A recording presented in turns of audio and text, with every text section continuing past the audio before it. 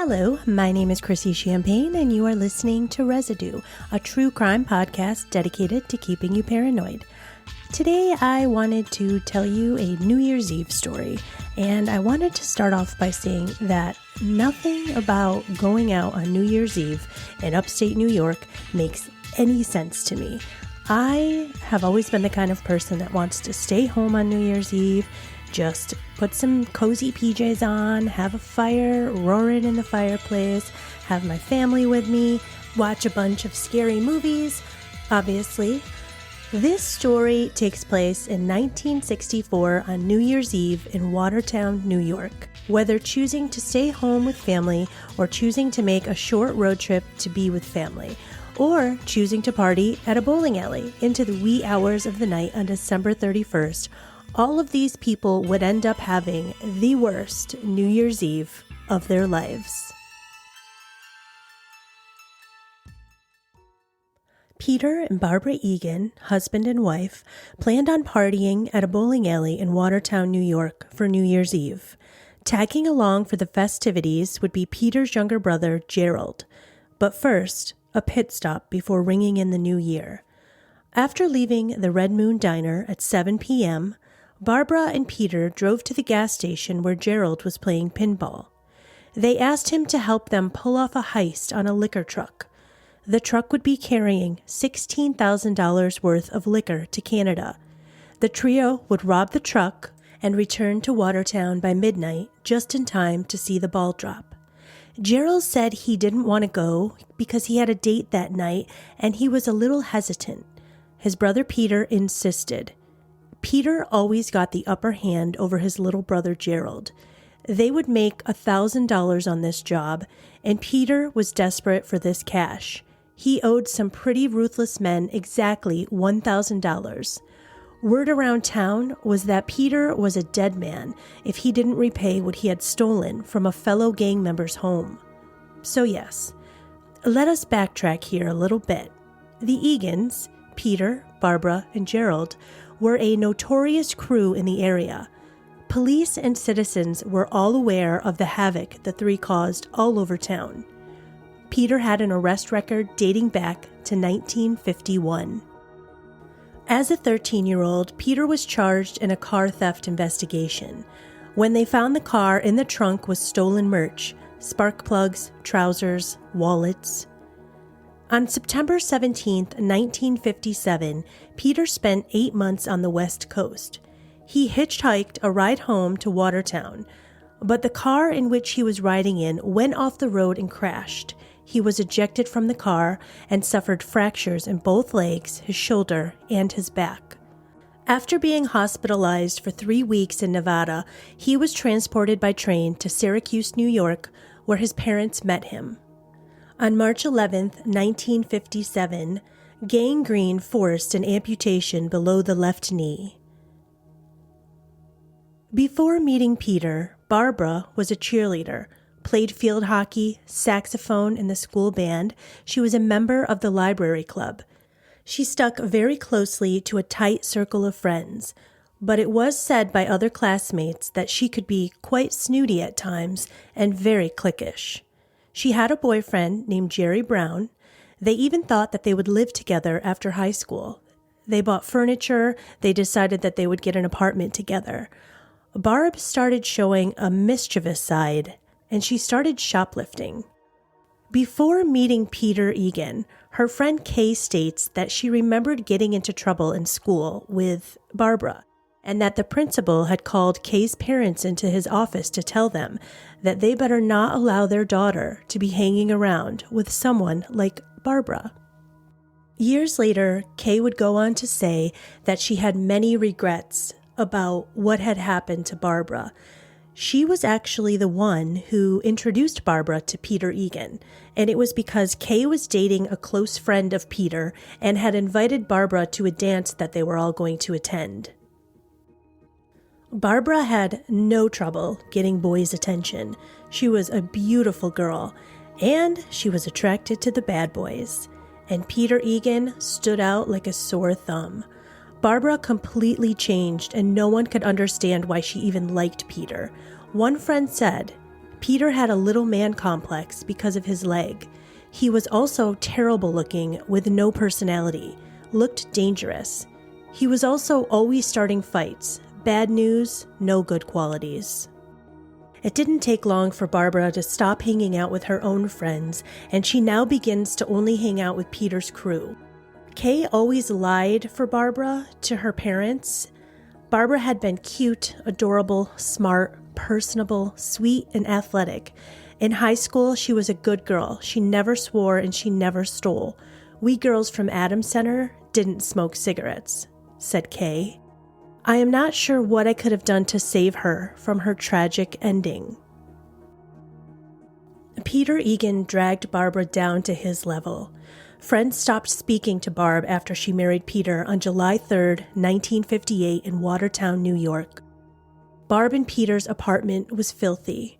Her friend who stayed in touch with her says that Barbara let herself go, wasn't cute anymore, and she looked hardened.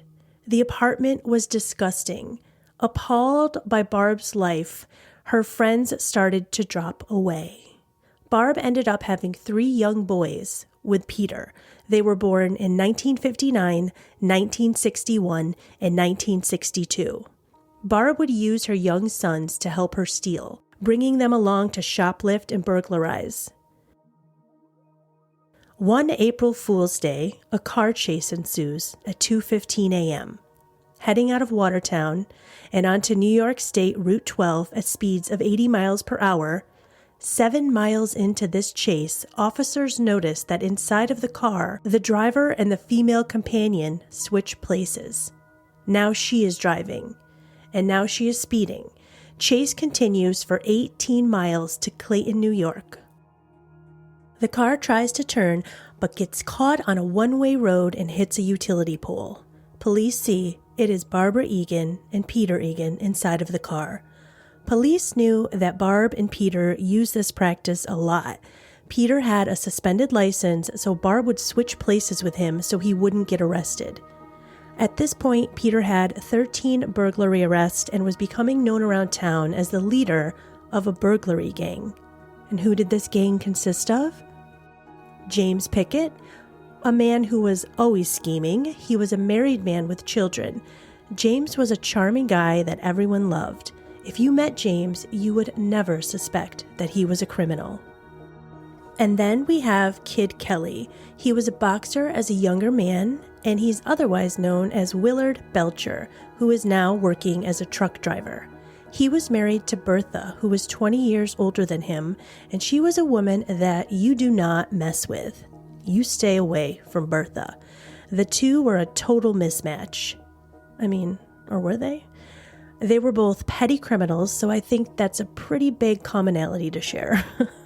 Willard found robbery lucrative, and Bertha had been in trouble for bootlegging and operating a disorderly house, which basically means she was running a brothel.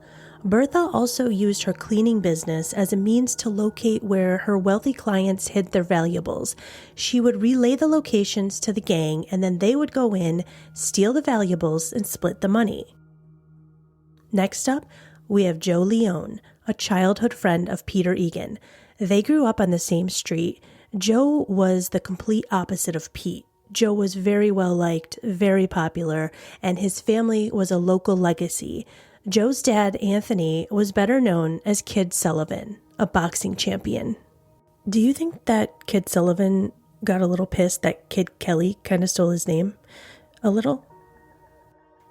Everyone in Watertown knew who the Leones were, and every kid would do anything to be BFFs with Joe Leone. Joe Leone was a smooth talker, and he was a handsome guy that could talk his way out of any situation. He became a Wonder-Bread truck driver later in life, and at 39 years old, Joe lived with his girlfriend, Beth Johnson. They had a seemingly quiet life, and Joe was well liked as the Wonder-Bread driver, as he would arrive to the neighborhoods and deliver free donuts and treats to all of the neighborhood kids. And this friendly man was also a member of the Watertown burglary ring. Now, these burglars made bank from this low-key operation, But Pete, however, spent it quicker than he could make it, and Barb would get so angry with Pete because he would just give money away to all of his friends, and especially while they were out drinking in the local bars. Now, Pete would lose his shit if he ever saw Barb flirting with anyone else in any of these bars. He was always starting fights, and it didn't make any sense because now he decides that pimping Barb out as a prostitute would help give them a little bit more money. So he's perfectly fine with pimping his wife out, but she better not ever look at any other man. I mean, unless he's getting paid for it. Peter had a greed that was just unmatched, and this greed is what leads him to rob the home of someone that should have been entirely off limits. And we are talking about the home of Joe Leone's father, Kid Sullivan, a former boxing champ. Peter Egan decided this is the home that he's going to rob, the home of a family that Peter grew up with, a family that welcomed Peter into their home since he was a young boy. And on December 20th, 1964, Peter and his brother Gerald broke into his childhood best friend's home and stole $700 in cash and Joe Leone's mother's diamond ring, which was a family heirloom. Obviously, Joe and his father knew who did this. Word got out around town, rumors are spreading. Another rumor is starting to be spread that said Peter was to be put in his place, quote, before the year was out.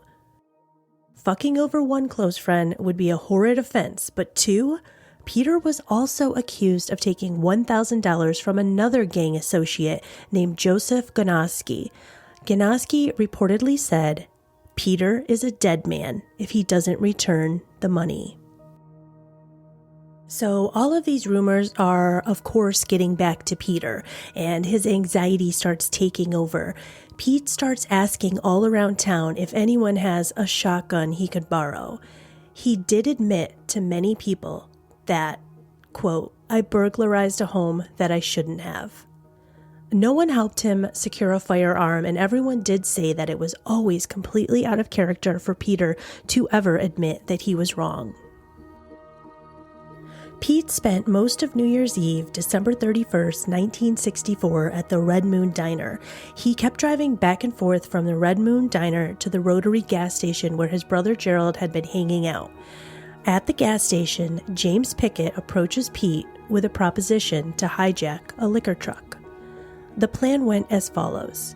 Peter was to take James Pickett to the rest stop where they would wait for the truck to arrive. Then they would hijack the $16,000 worth of liquor, and then Pete would make it back home to Watertown before midnight so he could celebrate the new year and watch the ball drop. Before leaving, it's 7 p.m. on New Year's Eve, and Peter invites Joe Leone and Pickett to the bowling alley to party after the heist. Joe Leone says, same as I would, he says, I don't enjoy New Year's Eve celebrations. James Pickett says that his mother-in-law is in town, so he's going to be going straight home. Last minute, Barb drops all three kids off at various friends' houses so that she can rage and party all night, and she decides to join the gang on the heist. She has curlers in her hair so that they can set on the ride, and she brings along her dog, a Pekingese named Queenie. Now Peter Egan, Gerald Egan, and Barbara Egan, along with Queenie, are about to drive to a rest stop to meet Joe Leone and James Pickett. Two separate worlds are about to collide on one road. The most perfect, worst timing. As if life had always held them together by some invisible string, Bill and Beverly Jay are en route from Rochester, New York to Norwood, New York. On the road for the past 3 hours to visit friends and family to ring in the new year, they were meeting up with their children Terry, 17, Bonnie, 14, and Sharon, 13, who had arrived a week earlier to spend time with their grandmother Patty. About 72 miles from their final destination, Bill pulls into a rest stop to use the restroom. It's cold, it's dark, it's desolate. As Bill walks through the grassy, snow-covered area, he notices a body lying face down on the grass next to a car. Bill begins to reach down but stops. There's blood everywhere. In shock, Bill runs to the driver's side of the car. He couldn't see inside because the windows were fogged up. He opens the door and sees two men slumped over. A dog excitedly, anxiously barks and jumps up and down in the car. The deathly silence, the ice-cold, dead air, and the traumatized dog all combine in Bill's mind as he slams the car door and runs back to Beverly. They need a phone. They drive as fast as they can, no payphones in sight as the two, still in shock, try to come to terms with this sudden reality. It's New Year's Eve, so every gas station, every diner, every store that they're passing, everything is closed. And it is 1964, so you better find a payphone or you're going to have to go to someone's house and knock on the door. So they spot an outdoor light that is left on a farmhouse porch on a really dark road. Shirley Coleman, another person now forever entwined in this story, is at home with her children ranging in ages from 11, 9, 8, 5, and 2. Shirley Coleman has stated, "I felt so bad for them. They told me they had found 3 bodies in a rest area. They could hardly talk, and after they used our phone, that was the last we ever saw of them." Police arrived to investigate the scene at the rest stop, and what they found is a gangland-style execution. All 3 victims seemed to have been shot twice. Barbara was found outside of the car, laying on the ground, wearing green stretch pants, a dark green coat, 1 snow boot, and curlers still in her hair. 1 bullet wound was visible to her head. In the passenger seat, a victim was laying on his side, found to have a wooden leg on his left thigh. His arms were outstretched as if pleading. Gerald Egan was found in the driver's seat. All 3 victims were shot twice in the back of their heads. The coroner said the killers, or killer, were backseat passengers. The gun used to kill Peter was held within inches of his head. The weapon that killed Gerald was about 2 to 3 feet from his head when fired. Shot once in the temple, with the bullet passing through his brain and skull and becoming embedded in the flesh of his right eyebrow. There was a defensive wound in his right hand, and the second shot went through his neck and out his left eye. Peter Egan's shots were 2 shots into Peter's left ear. 1 bullet exited from his right cheek, the second crossed through his skull, exiting through his right ear. He turned to look towards the back seat, meaning Peter likely saw the murder weapon pointed at him. Police believed that Barbara Egan attempted to run from the vehicle, and 3 shots were fired at her from the car as she attempted to flee. Her body showed signs of a struggle. She had multiple cuts and bruises, and near her body were her hair curlers, 2 quarters, 1 dime, pennies, and she also had a blow to the head that might have caused a deep wound to the bone behind her right ear, resulting in the separation of the skull from the bridge of her nose. Her brain tissue was exposed. She had 3 punctures on her right wrist, leading to the assumption that the killer had dragged her and grabbed her. Police begin to assume that Barbara must have run from the car, tried to cross the highway as the killer attacked her, threw her on the pavement, put his foot on her neck, and fired his gun into her head. The second shooting was into her head, exiting through her right ear. They must have dragged her body from the roadway, leaving streaks of blood on the pavement. The shootings happened before 9 p.m., according to the autopsies. A witness saw the station wagon at the scene at 7:45 p.m. Robbery was not a motive. Barbara's purse was still on the car seat. The men's wallet still contained $15 in Peter's wallet, and then both IDs. There was a 6-pack of beer on the front floor of the car and a 6-pack of Coca-Cola with a pair of unused work gloves. The only witness to the crime was the Pekingese, Queenie. The police believed that if they had shown Queenie some suspects, that she might start reacting to them, and that would lead them to come to find the killer or the suspects. So Queenie went to live with Peter's aunt. 2 weeks later, Queenie was struck and killed by a vehicle, leaving no witnesses to this crime. A joint funeral was held on January 5th, 1965. All 3 victims had an open casket. Beverly Jay, who stumbled upon these bodies on that traumatic night, never recovered. The press released the names of Bill and Beverly Jay as witnesses to the Egans murder. Bill and Beverly's children, still wondering where their parents were on that New Year's Eve night, had to go stay at a friend's house. While the friends were watching the children, the newspapers had started reporting that there were some murders at a rest stop. They used Bill and Beverly's name, which led the family friends to tell the children of Bill and Beverly that their parents had been murdered. The Beverlys were still at the police station being interrogated through the entire night, and not until the next morning when they arrived were their children calmed. Years of trauma would live on. Beverly never felt safe. She lived out her life feeling paranoid that the killers would find them. She lived every single day of her life in fear.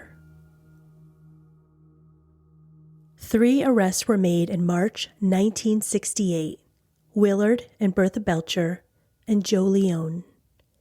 James Pickett would go on to say that Bertha ran the show. State Police investigator Ray Pollitt, recalling Leone's attitude in the interrogation room, had this to say. He was not impressed, to put it mildly. Leone was one of the coolest people I ever met. While I was giving it my best shot, he took a nickel out of his pocket and coolly balanced it on its edge, looked up at me and grinned to show me that he wasn't shook up. Only one person would ever be tried for the murders of the Egans, and that would be Joseph Leone. He was acquitted of all charges and walked free on April 5th, 1970.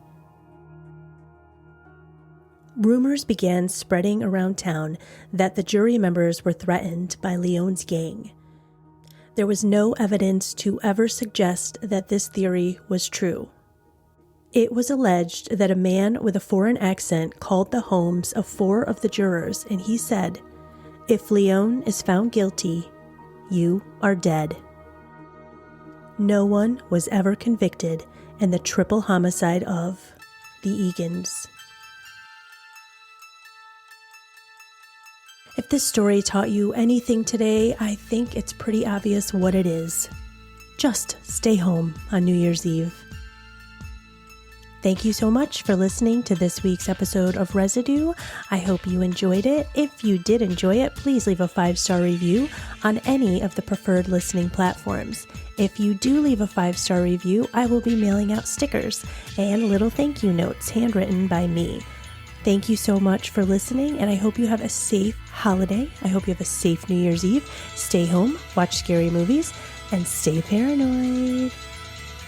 Just a quick note, I wanted to add that my main source for researching this case was the book titled The Jefferson County Egan Murders, Nightmare on New Year's Eve, 1964, written by Dave Shampine and Daniel T. Boyer. I highly suggest giving this book a read. They go into great detail about what happened during the trial. Thank you so much. Happy New Year.